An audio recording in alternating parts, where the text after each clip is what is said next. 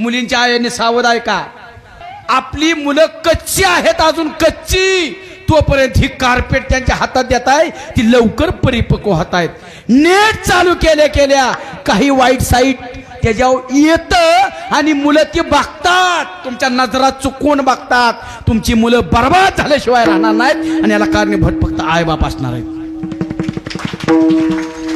माझ्या बोलण्याचा तुम्हाला राग येईल बाळासाहेब, असं का बोलतायत? तुमच्या कितवीला आहे तू? तुला नाही विचार, तुला कितवीला आहे? 8वीला. प्रश्न विचारू का? हा नक्की? मोबाईल केवढ्याचा आहे? 17,000चा. कोणी दिलाय? कुठे पप्पा? कोण आहे पप्पा? पप्पा ए पप्पा, ज्ञानेश्वरीच्या पहिल्या त्यातला पहिला श्लोक सांग. पुढे पप्पाला माईक टाकू डोक्यात. पप्पाच्या हाय का त्याच्या हातात मोबाईल आहे? ते शिकल चांगलं. तुम्ही काय पप्पा? तुम्ही का नका मोबाईल देऊ. मोबाईलने मुलांचं मात्र होतं. माझं बोलणं कडू लागल, कडू लागल, पण लक्षात असू द्या, आपली मुलं बिघडवण्यासाठी आईबाप कारणीभूत आहात. आईबाप. मार्केटमध्ये आंबा येतो, मार्केटमध्ये आंबा येतो विक्रीला. तो पूर्ण पिकायच्या आधी येतो, लवकर पिकवला जातो. ते लवकर पिकवण्यासाठी त्याच्यावर काय मारतात माहिती का तुम्हाला?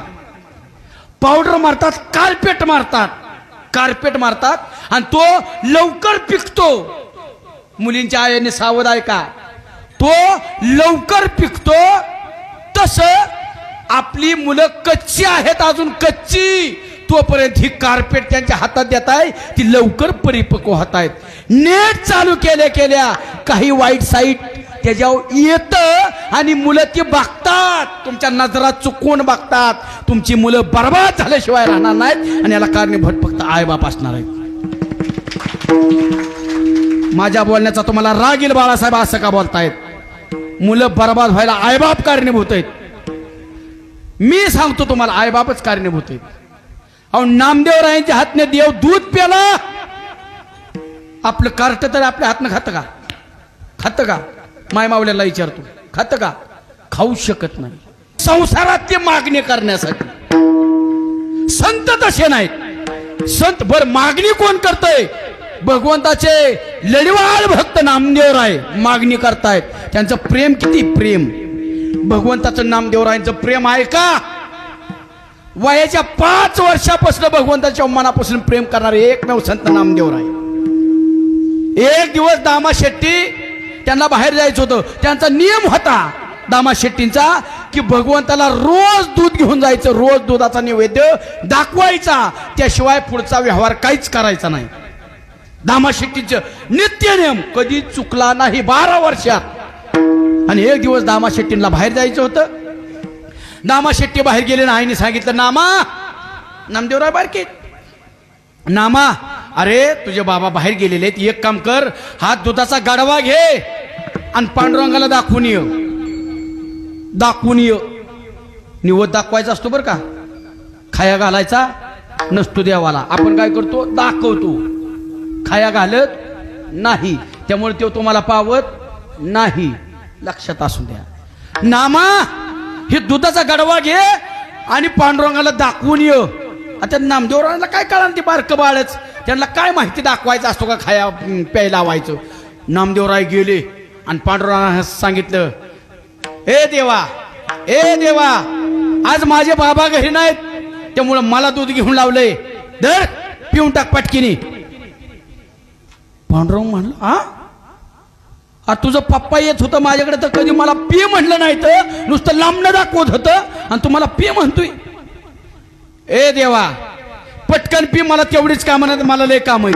बोला का देवाला दम, पटकन पी. भगवंताला दया आली. किती निरागस बाळ आहे, किती बारकं बाळ निरागस आहे. भगवंताला दया आली. ह्याच्या हातनं दूध पिलं पाहिजे, ह्याच्या हातनं दूध पिलं पाहिजे. का? तेवढ्या कळवळीने अंतःकरणापासून सांगितलं देवा दूध प्यावा लागतंय. आणि भगवंताने नामदेवरायांचा प्रेम बघितलं आणि ते दुधाचा गाढवा तोंडाला लावला, संपूर्णच टाकला, सगळं दूध पिलं. बारकं बाळ तुमच्यापेक्षा लय लहान तो नामदेवरायांच्या हातने दूध प्याला आणि गुड्या मारतच नामदेवराय घरी आला.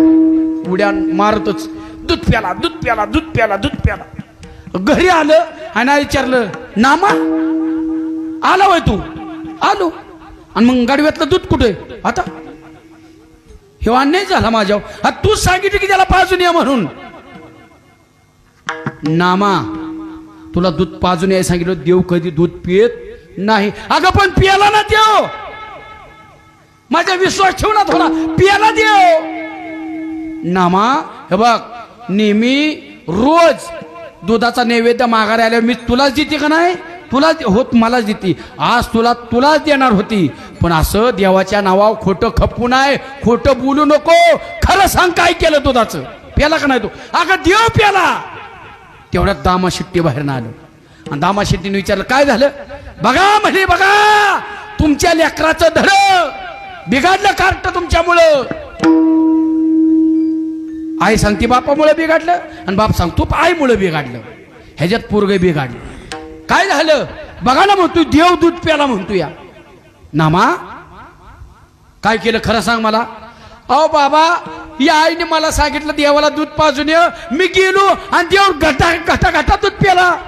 हिला विश्वास बसला. नामा मी अजून तुला सांगतोय, खरं बोल, देव कधी दूध पित नाही. अहो बाबा खरंच दूध प्याला. खाडकीने नामदेवरायांच्या कानाखाली तर लगेच ताड दिशेने वाजवली. नामदेवराय गाल चोळायला लागलं. देवा तुम्ही झाला दूध पिऊन लठ्ठ, आमचं कानफळ फोडलं घरच्यांनी. नामा खरं सांग दूध प्याला. अहो खरंच दूध प्याला. आता धड घेऊ का? चल अजून गाडीवर दूध भर. चल मला बघून दे कसा दूध प्याला ते. परत दूध भरलं.